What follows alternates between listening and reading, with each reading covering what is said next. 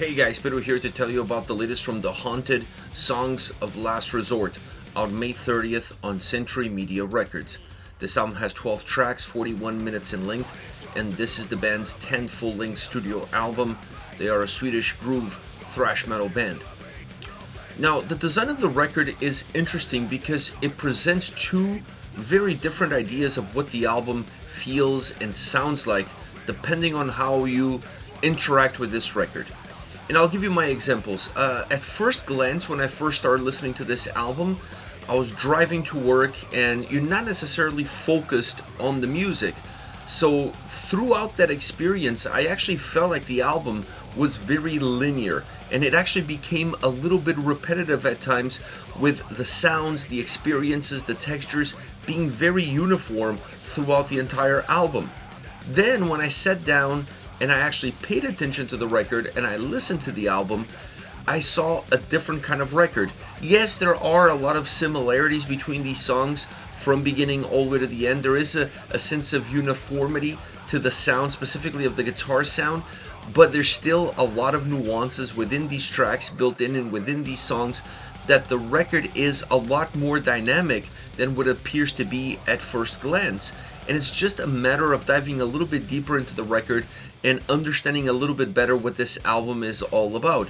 So the experience that I had listening to it definitely changed my opinion about the album, because at first glance, I honestly felt like the record was just, a little bit too much of the same. And it's not the case. The album actually has a lot of life, it has a lot of dynamic mechanisms, and the design of the record emphasizes a lot of those. I'll say that the beginning of the album, the first third of the record, is very consistent, it's very compact and consistent. The key word is consistent. And then as you start to move into the second, thirds of the album, then you start to see some songs coming along with different dynamics, with different textures, with different guitar sounds, different style choruses, and while not necessarily changing the album completely or even jolting the record completely, it does add a little bit of a nuance into how the album moves along and how the album develops from that first consistent starting point. So it's an interesting album from a design standpoint, it's an interesting album from the sound that it offers. And the sound that it offers is a groove thrash metal throwback sound style experience. When I listened to this album, not just musically but vocally, it reminded me of the Chaos AD era of Sepultura. I think that is a great comparison as far as if you're trying to understand exactly what this album is all about, and if that era of Sepultura speaks to you, then I think this album is definitely going to hit home. It's also an album that is very guitar focused. It's very guitar driven and very guitar focused. Everything surrounds the sound of the guitars, the impact, the textures, the solos, the leads, the riffs. It's about the guitar sound first and foremost, and you see that as well in the mix, because the guitars are really in the forefront on every single track. They come in quite separated, or at least at a certain distance from the drum sound that's further back, creating a sense of consistency in the background, offering heaviness to the song, offering thickness to the song, but the sound of the drums feels like it's a little bit more at a distance, and the guitar sound feels like it's a lot closer to you, the listener. This is a dynamic that stays true from the first all the way to the last song. And because of that, you start to see the guitars more, you start to notice them more, their textures become more visible, more audible, and that's why I say that this is a very guitar focused and very guitar driven sounding record.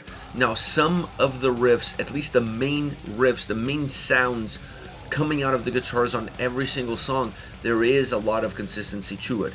There's no two ways about it. It's not like the guitar sound on song 1 is night and day from the guitar sound on song 2.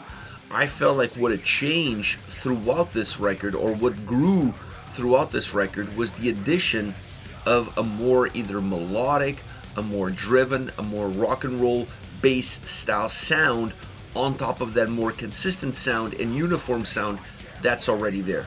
This obviously makes songs feel a little bit bigger, a little bit thicker, and therefore, considering the style of approach on this record, also a little bit heavier. So that is the overall soundscape of this album. This is the impact that these elements have, and that distance between the drums and guitars, while doesn't really necessarily hurt the tracks. I actually really like the production on this album, and I really like the guitar sound. It hits very close to home, but that distance between the two definitely gives a much bigger focus on the guitars, and it takes a little bit of the focus away from the drums. Had the drums been slightly closer, I think this album would have sounded even heavier than what it currently does, but it would lose perhaps a little bit of the grooviness that it currently resides within it. Now, once you get to the vocals, I honestly am a huge fan of the vocal approach, of the vocal style, matching the intensity and aggression of this record perfectly. I love the fact that you can easily understand the lyrics through the vocals. I like that style of delivery, still heavy, still harsh, but not overly heavy and not overly harsh, perhaps emphasizing a little bit more of the intensity within the songs rather than the aggression that exists within them. All around, when I look at all of these elements, this is a record that I love. I honestly really enjoy this album through and through. The more that I listen to it, the more that I become familiarized with it, the more I see the uniquenesses that exist specifically in the second, third part of the album. But it's an album that also has that sense of consistency and linearity, which makes the overall album super concise. Not a huge issue. We're talking about 41 minutes in length, so this is a record that has great playability from that standpoint. I honestly think this is a home run for the band. I love the album, I love the sound, I love the vocals, I love the overall approach. I still think there was room here or there for a song that would break the sense of monotony that could exist within this record.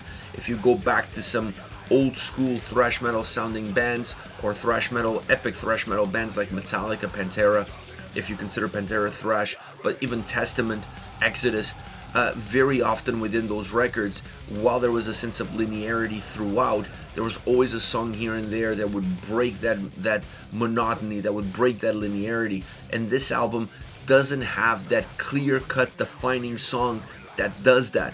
Some tracks come close, but there's not a single track on this album that does that, and I think that is the only remark that I have on a negative side for this record, because everything else is absolutely phenomenal. Now, as far as favorite songs are concerned, I want to start off with Death to the Crown. Super driven. Having said that, I could say that about every single song on this record. Get ready for an album that's consistently in your face. This track definitely does that, with a little bit of a driven, heavy, thick, groovy guitar sound that dominates the experience. The vocals in this track not only add intensity, but they also add aggression. This track has a great solo section. I really enjoy the style of solo, the way it's put together. Very old school. It has that sort of aroma, it has that sort of vibe, and that allows the song itself to gain a little bit from it and become a little bit more old school itself. It's a track that has great heaviness to it, exacerbated by the drum sound really pushing the guitars forward. I love the fact that this track also allows the bass to creep in, and you can hear it really well, and the impact that it has to the song, also adding some grooviness to the track. All around, it's just a great guitar riffing song, very heavy, very thrashy, with some groove elements in it, a very complete track. Then we have Unbound. This is by far my favorite song on the record, if I don't count Warhead, because Warhead is really my favorite song on the record. So this one, it's neck and neck with Warhead. Unbound is just a great track. First of all, that riff, the speed of the riff, the style, the rock and roll style of the riff actually reminds me a lot of Motorhead. This track kind of feels like almost like a Motorhead song turned all the way to 11. It just rips. And then on top of that, there's this melody that also is fast and driven, and it still allows for the heaviness to coexist. So it's a track that has a great guitar sound, and it allows melody to coexist with heaviness and drive, making the song really interesting from that standpoint. The chorus, both musically and vocally, is super catchy. One of the catchiest, if not the catchiest chorus on the entire album, because of how interesting, how gripping the sound and the vocals are together in that chorus really sets the track apart. I mean, the melody of the guitars and the texture that comes from it also helps set the track apart. But then when you have a chorus like that, it becomes very memorable all around. Last but definitely not least, Through the Fire, fast pounding song, great drums and guitar, heaviness and thickness together. The guitars add a lot of texture to this song, perhaps one of the most textured songs guitar-wise on this record. It is fast, it's driven, both vocally and musically, the two really combining well. It's a song that's really well structured, and once again I have to go back to the texture of the guitars because this track has quite a bit of layers. There's a lot happening guitar-wise, but it's done in such a subtle way that the song just comes together perfectly. Another track with a great solo section, but this is really about, this track first and foremost is about the uniquenesses and individualities of the guitar sound and the textures that they offer to the song. Like I said, one of the most textured songs on this record, one of the most layered songs on this record guitar-wise, and I absolutely love it. This is it. The Haunted Songs of Last Resort, out May 30th on Century Media Records. Hit me up in the comment section. Let me know your thoughts. I'll see you all in the next video. Take care, guys.